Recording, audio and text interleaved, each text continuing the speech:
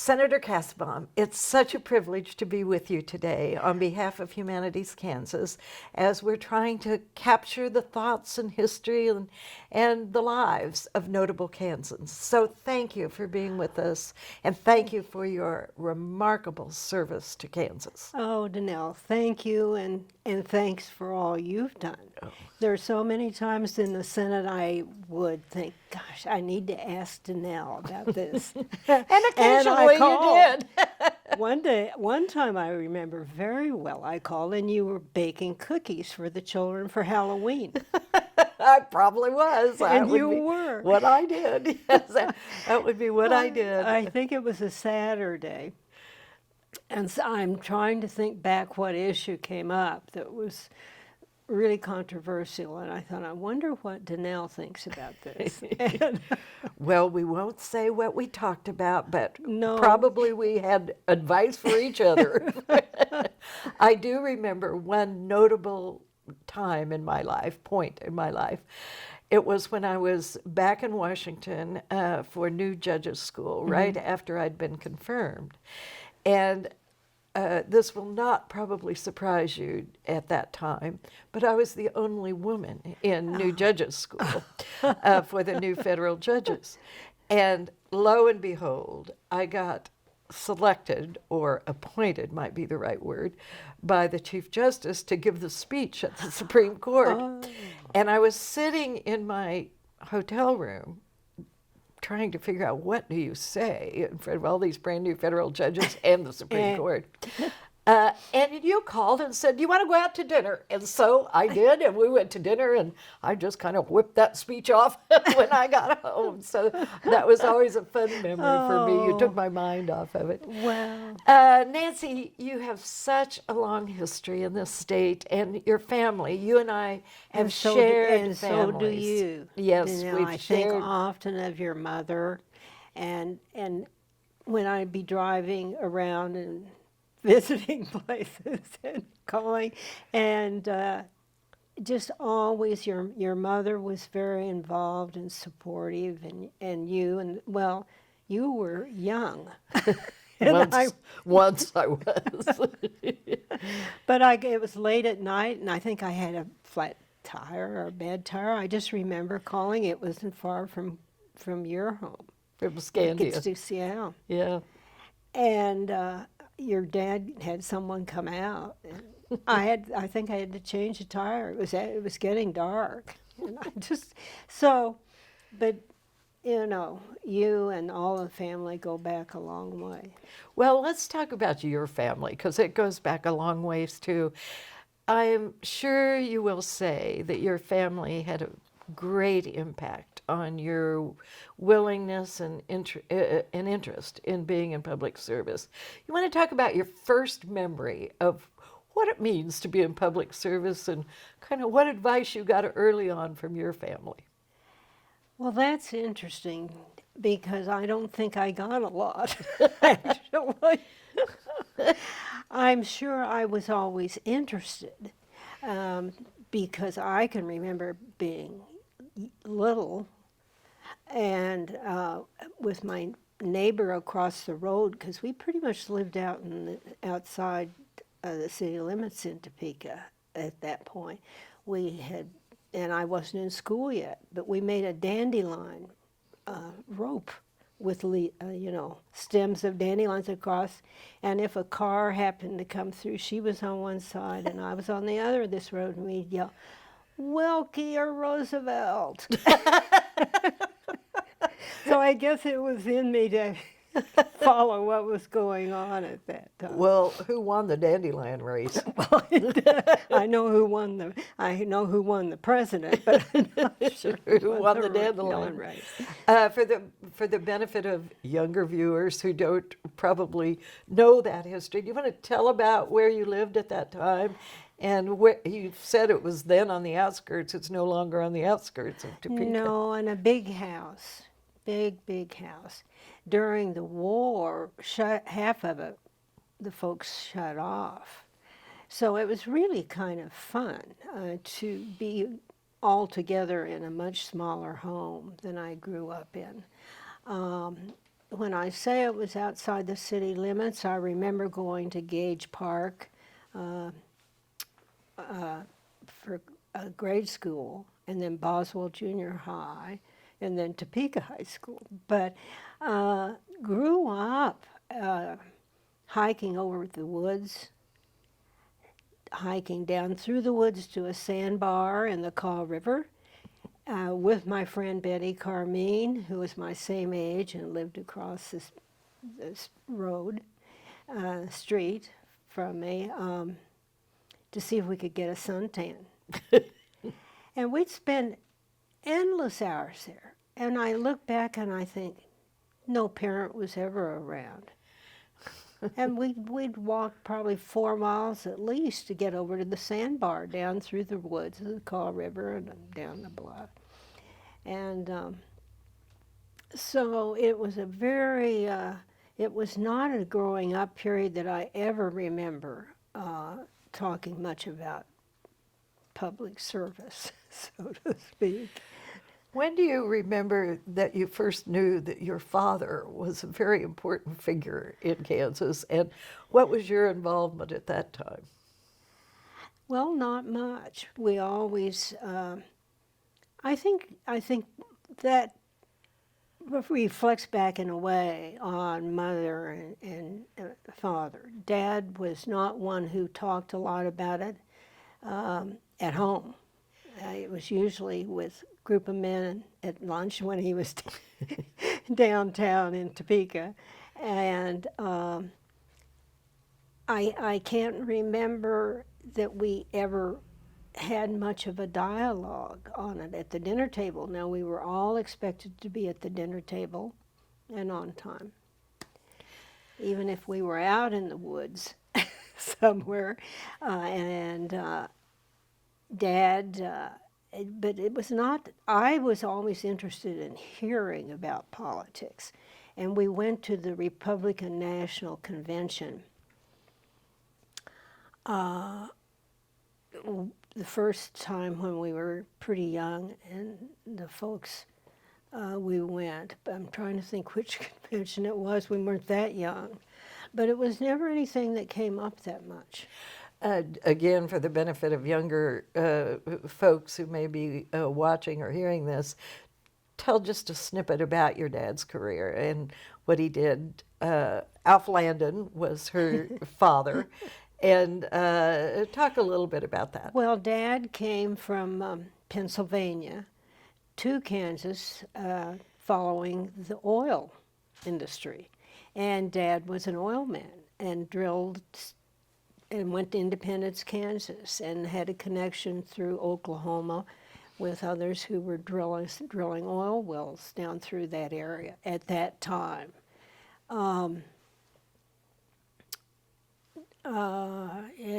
That was his real, he was not involved in politics unless it involved the oil industry, and a lot of independent oil men. And it was expanding in that point.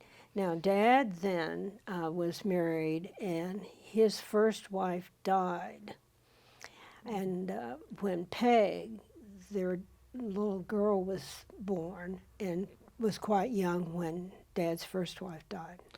Didn't know that. Mm-hmm. Interesting. And so after that, I think his interests moved away from independence. And it's interesting because I think it was more then that he became more political oriented.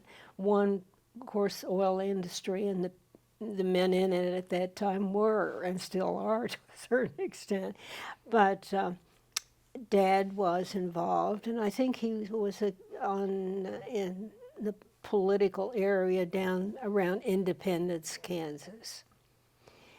How he happened to move to Topeka, I'm not sure, but that's where then he met my mother, who had graduated from Washburn University, and they were married and lived then in Topeka, at first Independence, and then moved to Topeka. When they built the big house, I'm not sure. It must have been started around that time. I was born in 1932, so I remember the house a little bit, but that was unusual in a way at that time to have a house that big. Dad then was pretty involved in issues involving the oil industry, and that was moving him into the political arena. And he got involved, and I should look in my history book. See what they say. When? Yeah, exactly when. But of course, ran for president in I was just little. Do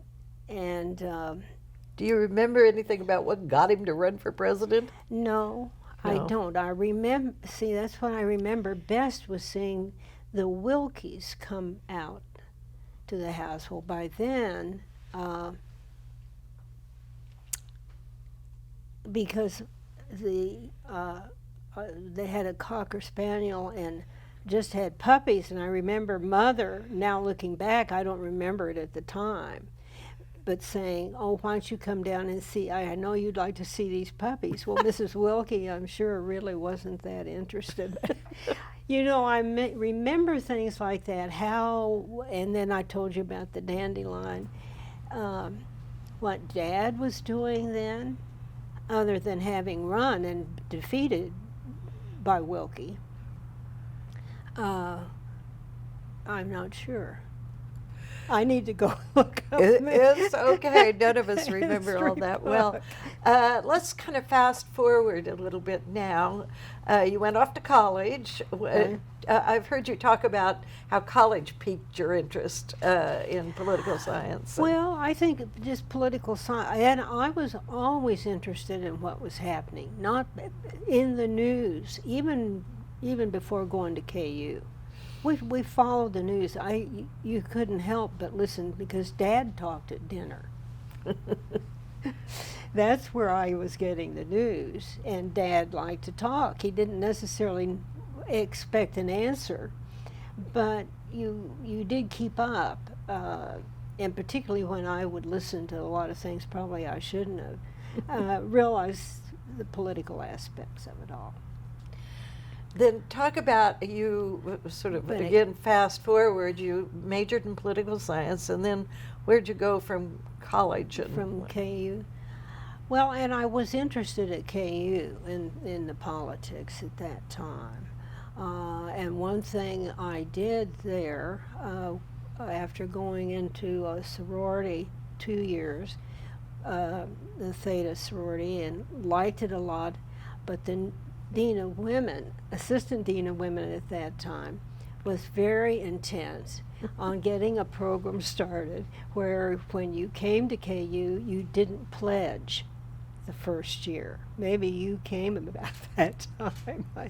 And all the girls, freshman girls, lived in the dorm, big dorm at that time, North College. North College is now Corbin Hall. I know. Yes.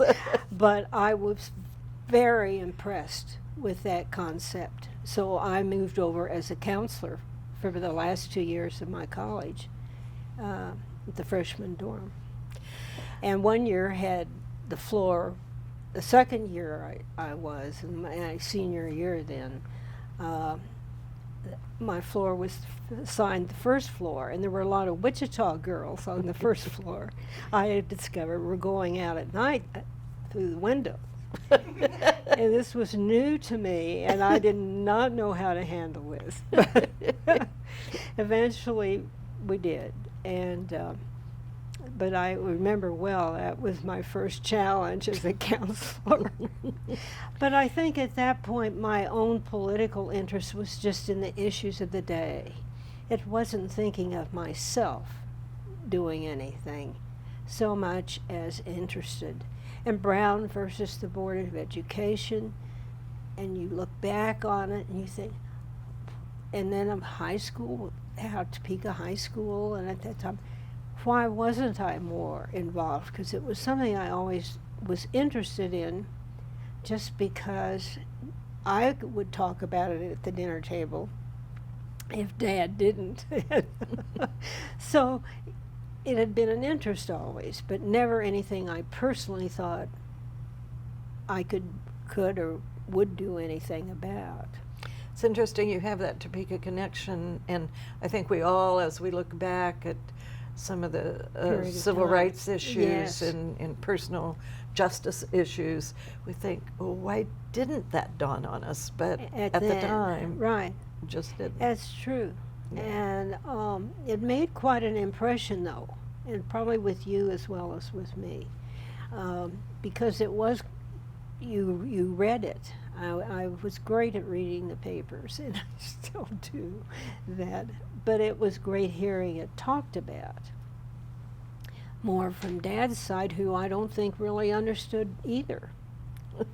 Exactly. It was hard for people to grasp that, I think, of what should be. And I think looking back, it influenced a lot of people in ways we probably didn't realize at that time. You paid attention all through your school years. Let's kind of go to, you then had a family and were a very busy person. But at some point there in your career, or in your life really, you kind of decided you want to get into the fray. Do you remember when and how that happened? Well, I remember I ran for the school board. That's why I'm such a strong supporter of how important school boards are, and was elected. But at that time, I was very active. The children were 4-H and showed at the county fair. One of them had pigs and sheep and so forth, and then we'd haul on over to state fair, those that got that far. So that was part of my life, and I think the reason, and I always kept involved and helped in other campaigns. I remember calling for Dole when Bob Dole ran, and others that we know through that period of time. It never occurred to me to run for anything other than the school board, in which I was elected. But my own life changed because my husband, Phil, was more interested in the radio station, which we had, but wanting to get one in California. And I said, well, that's bizarre. I don't think I want to go. I think we're thinking that's not wise. And it just caused a real rift in the family, and we separated, and ultimately would have been divorced. I look back wondering if I would have run. I've always thought it would have been hard to do with a family. And particularly then in this situation, it was, for me, a chance to really move in a direction. I don't know that I would have. I was involved with the Institute of Logopedics at that time in Wichita, and involved politically sort of with trying to get that continued and spread. But going any further never occurred to me till after separating. And so that's what led me to Who or think what on. got you to say, okay, I think I'll run for the Senate? I don't know. It wasn't my folks. No, Dad, I don't think really thought that was a very good idea. It was a lot of my women friends in Wichita the League of Women Voters were very active then, very active. I would not have gotten into it without friends who I knew, just as you know, growing up in Wichita and married and young children, and then those who were very active with the League of Women Voters. And there was an opening, an empty seat, and that helped generate, and they called a lot of people and then got lists of who I should talk to around the state that were active in the community they were in politics. I'm sure, your parents were too, and your Yes. mother was very active. She was probably on your list. Yes, I know she was. I on everybody else's list too. No, it was putting together those lists and traveling around and talking to people that I never had done anything like that before.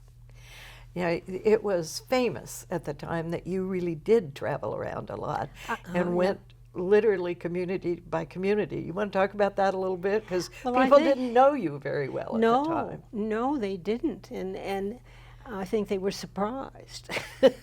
Who is this person walking in this store and introducing herself? But before that, as I was going to announce, a dad called and he said, "So what do you think they'll ask you?" The press conference when I was announcing I was going to run for the Senate. I said, "Well, I can tell you one thing, it will be about abortion." And there was this long silence, and he said, "Well, what business is that of the government?" It was How prescient he was. how beyond his thinking of things political, and the other was guns. It's amazing to hear you say that because your dad probably was predicting exactly correctly where we have come. He thought I was foolish to even be thinking about it. And he said, "Well, I don't know if you're going to get elected, but then you wanted to do this." So you there did. you go. But I know Dad well enough to know he didn't want me to lose either, because he would be thinking, people will think he lost. Oh, yes. Oh, Yeah. yes. So it was just as well to not have family that much. I always tried if there were ways I could take the children around, but they were still pretty active in they all graduated from K-State, I hate to say, but It's okay. It's okay.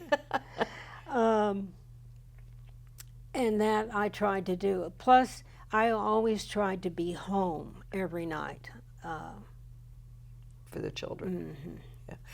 Yeah. Probably during that quest for the Senate, you talked to Bob Dole somewhere along the way, and you've referred to him. You and he had a very special relationship. And do you want to talk about, did he encourage you, and how did No, I think he was probably as surprised as everybody else was. It really threw the political circle into a lot of uncertainty. And a lot of people that you and I know at that point were questioning whether, they were running too. Bob, I don't think really, that was after I was elected, because it would have been hard for Bob to, I think, be too involved with any one candidate at that point. Through the years, Bob was very helpful.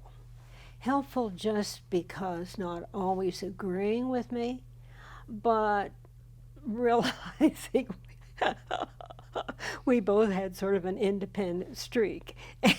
And, for that reason, I thought a lot of Bob, and I think as he grew older and I grew older, it was a connection that was awfully nice.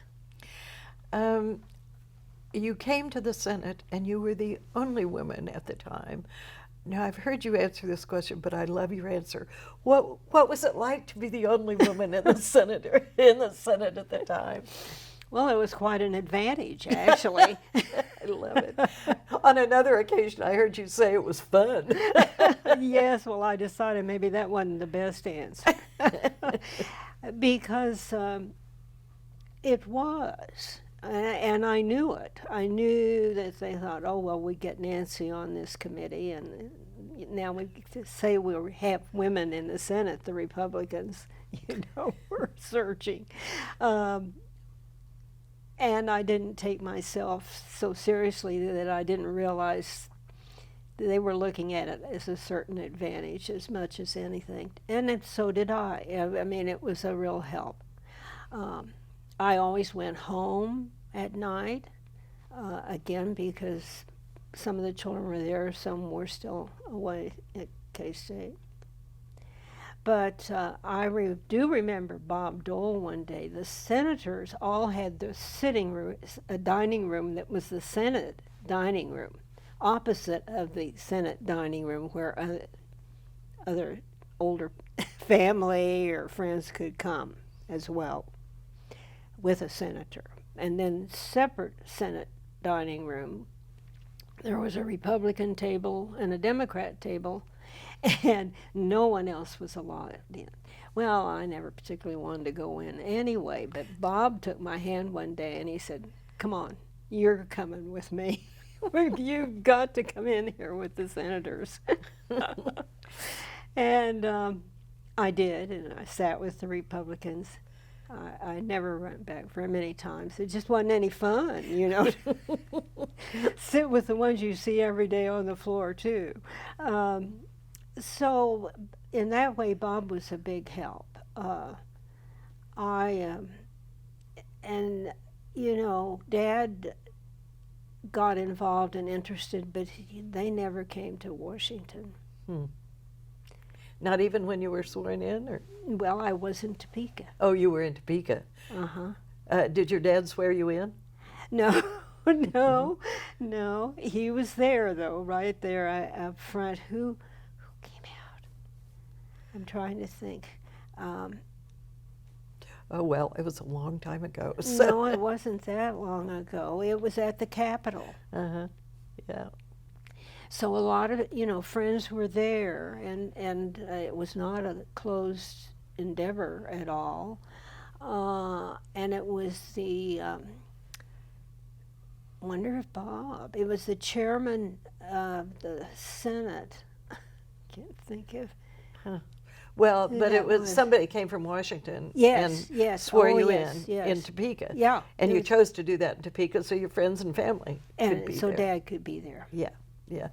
Let's kind of switch. Probably Howard Baker was there at that time, too, because he was... Little did you know. No, little did he know, or did I know.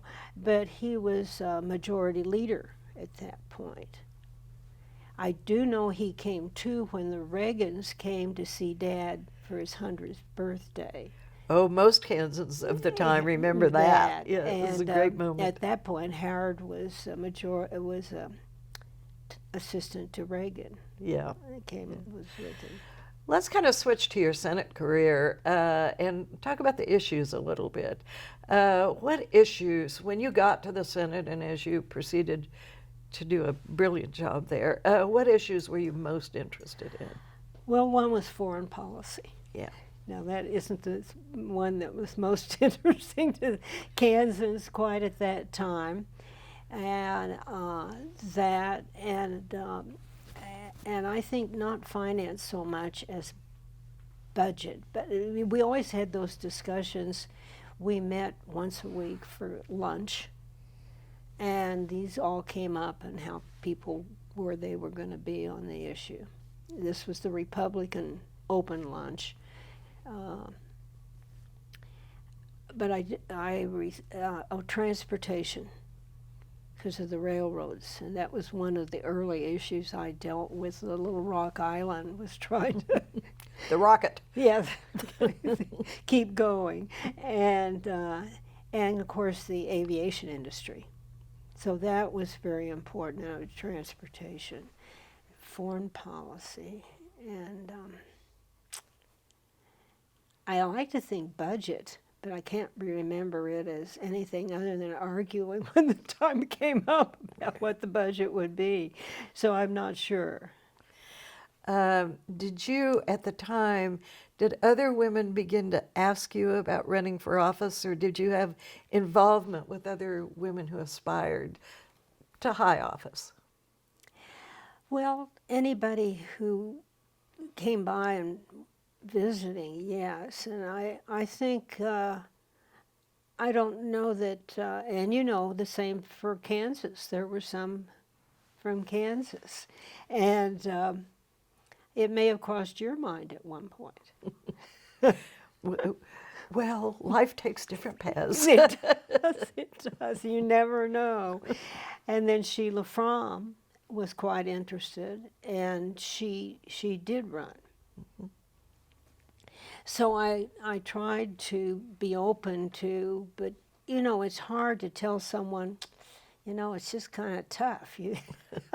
And what works for you might not work for me. I think because of being the first at that point was certainly an advantage. And if all my other candidates running against me, men, had to really put up with a lot to think that this little woman all of a sudden was just sneaking in, and how'd she happen to get here? So there were many advantages I had. And then as someone said, well, you're just running on your dad's coattail. And I said, well, what better coattail to run on? When you think back on your years in the Senate, can you think of one or two accomplishments that you're most proud of? I think I can think of two. Maybe the one that was accomplished was actually working with Ted Kennedy to get what became one of the beginnings of opening the healthcare issues. This was not that big, but it was so controversial, and still is in many ways. I personally now today think Kansas should have more Medicaid coverage, but this was something that with Ted Kennedy and myself, the bipartisan aspect that you could carry your insurance with you. Portable, If portable is the word yes, these portable, days. You would Portable. yes. If another state or you were changing jobs, it was portable.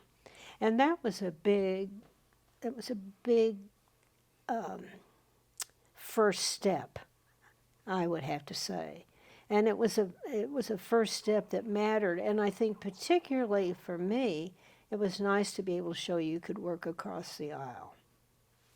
Let's talk about that a little bit. Now, we all tend to idealize the past, but it appears it's very difficult these days to work across the aisle. It is, and I think it's a real mistake.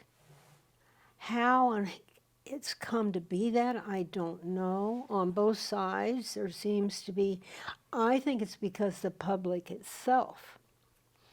And Deanell, I think this is a major issue. But before we move on, I want to point in another that I liked a lot and was very involved in working with in one way or another was Africa. And I have a wonderful picture with Nelson Mandela after he was home in Johannesburg. But urged the administration to the Republican administration at that point to support the efforts to end segregation in South Africa. And I remember going to the White House, and it was not successful. But it gradually came to be, and it again was a first step. And sometimes you have to take those, I realize, looking back, and keep working with it long enough that eventually something does come about. But I met some wonderful people involved in South Africa at that point who were working so hard, women, to break the segregation. And then visited a lot of, because I chaired then the African Subcommittee of Foreign Relations, other places in Africa that were really interesting. And I think that it meant a lot to me because it was a way of life that I found just so very different. And I look at Africa today as a whole, and I wonder, did we really make advancements? But then I look at our own, and I think how divided we've become. I don't know, Deanell, I don't know how you feel about this. I think one thing here is we've lost an opportunity to really have a dialogue. We get all our news through computers and Social media and and all of the that, technology. which, Yeah. you know, I don't even do email. I know, Nancy, it's hard to get in touch with you. Well, and it's a shame. Everybody gets really annoyed, including the rest of my family. But you can't imagine what a relief it is not to see all this email coming in. A lot of it doesn't matter. It isn't even a family member, as you know, it's all of it coming through. Where is the chance to have those meetings with either Democrats or Republicans and have a dialogue? To that end, it interests me whether the title Democrat and Republican still has meaning. Do you think it does? No. Uh, I when- think you're right. But I think you have to have it something. You have to have a bucket to put people in. I think you and I plus have bucket or always a minus agreed that a bucket. two-party system Yes. is a very effective system and has Yes. been historically. Yes. Whether the labels these days, And are how do good, you I get know. away from it? I think back to if the Republicans are having their committee meeting in Council Grove, I should drive in and participate. I haven't. I know more in the Democrat Party, actually, than the Republican now, under the circumstances. But that doesn't solve the problem. I'm not sure what does. I look at some of the midterm races that are going on right now, and take Georgia, for instance, which doesn't apply to what we're doing right now, but it's an example that's just gone awry. in part because, back to your original point, we see these snippets in the media Yes. and we know little or nothing in depth about the issues. Well, except the Republicans want to keep their majority Well, we know about in that the issue. Senate. Yes. And of course, that doesn't go away. I mean, it's been true always. But today, it's different because, again, there's not the dialogue that you used to have. I look at the Republicans who are going down to Georgia now to speak to the candidate, that I'm just sort of appalled. This isn't part of this, I know, that matters to the Kansas Historical Society. But Well, we're Humanities Kansas, and yes, we do humanity- like to hear all viewpoints on these issues. Well, and have people care. That's right, and have people pay attention. And what is a future we're trying to work toward? Exactly. And I'm not sure we think about it that much. That's what worries me about the elderly and the schools. And both sides, I think, are not getting really the attention they need to have. It's different from when I grew up, different from when you grew up. I'm not sure I know the answer. Well, and the question is whether we're passing on good information to younger people. Very true. Facts. Very true. Yes. So that they can learn to make their own decisions. Well, and how, and again, that's understanding the history that we've talked about a bit. And a lot of it comes, I have to say, what's influenced me more than anything is reading. I always said you'll never be bored if you like to read. And I think you and I probably are exhibit A. When you get a little older, I've become more and more voracious in my reading, just Yeah. because it opens up so many worlds. Exactly. Yeah, well, We read when we were young, and we've kept it up. And I can't say enough. And I don't think I don't know what the answer is. I don't know the answer. I'm hopeful that Kindle will take over TikTok, because at least on your Kindle you read a book.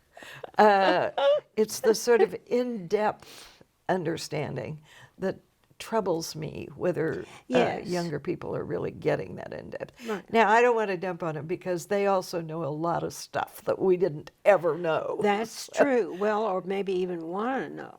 Exactly. Scientific issues, for example, there's a Yes. lot of curiosity Yes. among younger people about that. And you're right. And sometimes, and when I was that age, I don't know that I cared that much either. I was more interested in hiking over to the Kaw River to get a suntan, you know.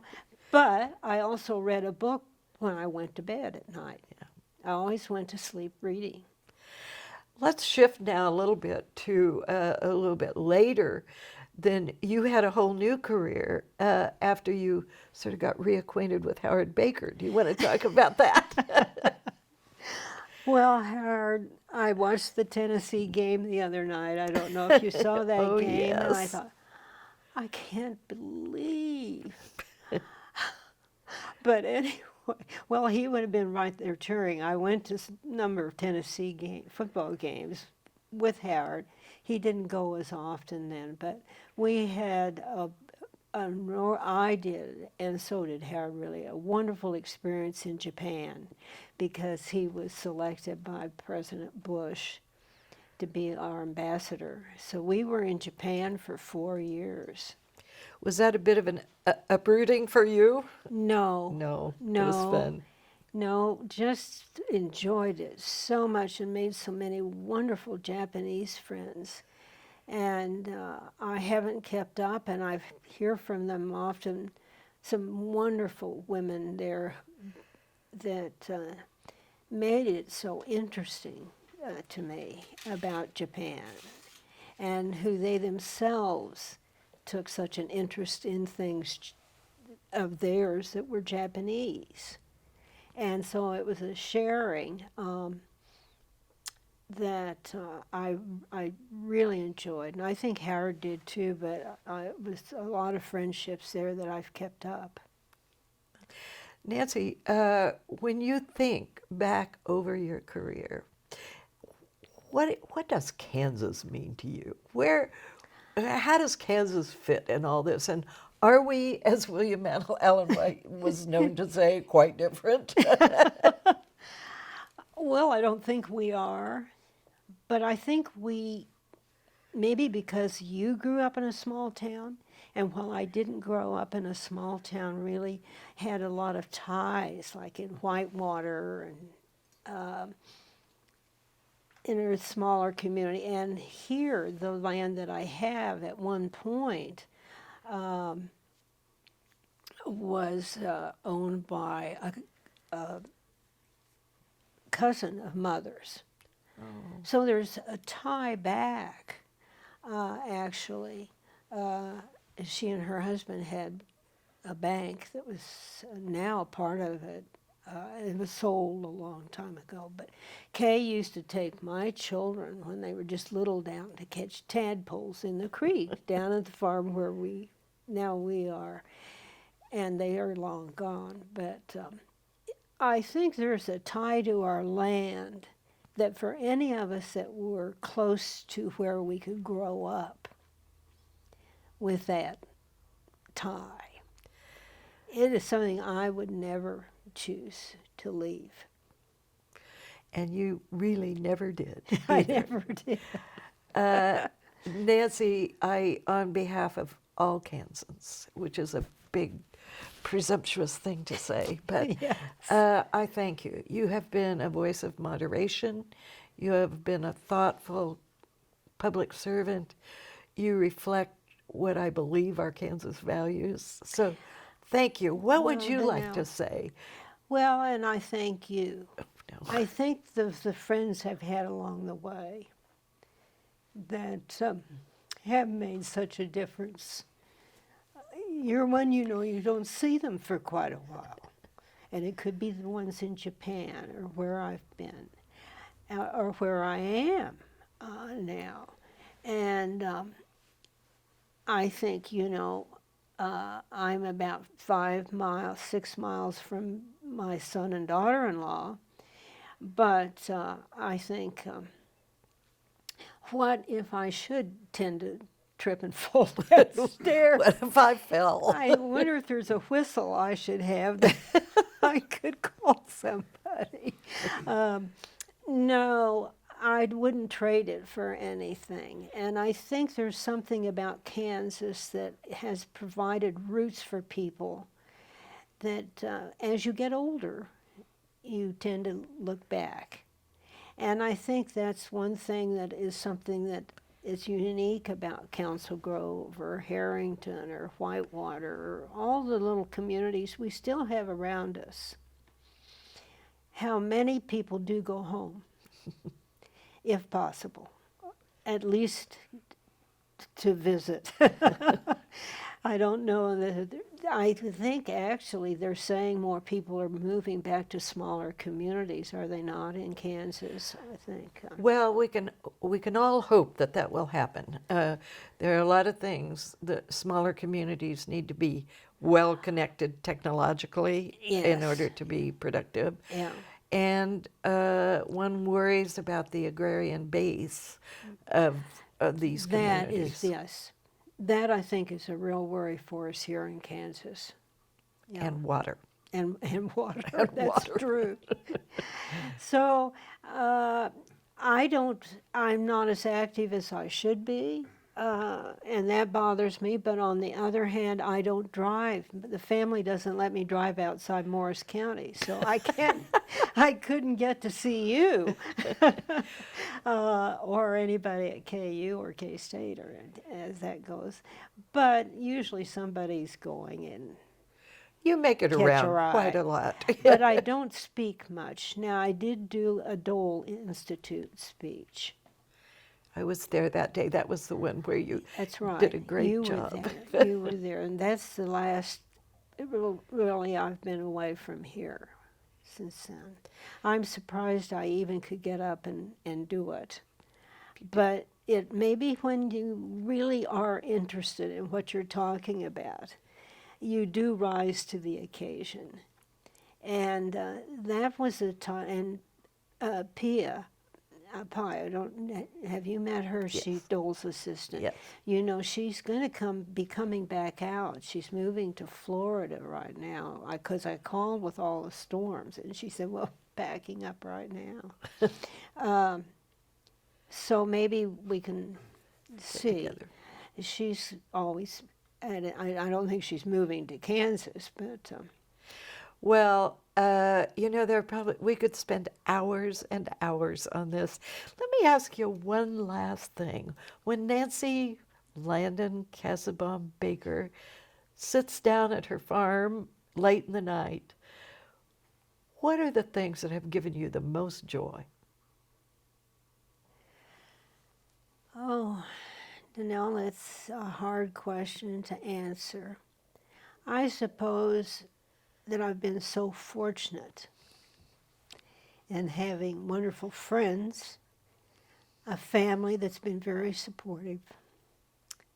It's hard when you lose family members, but you also have those that are there to support. Well, all of Kansas loves you, so thank you.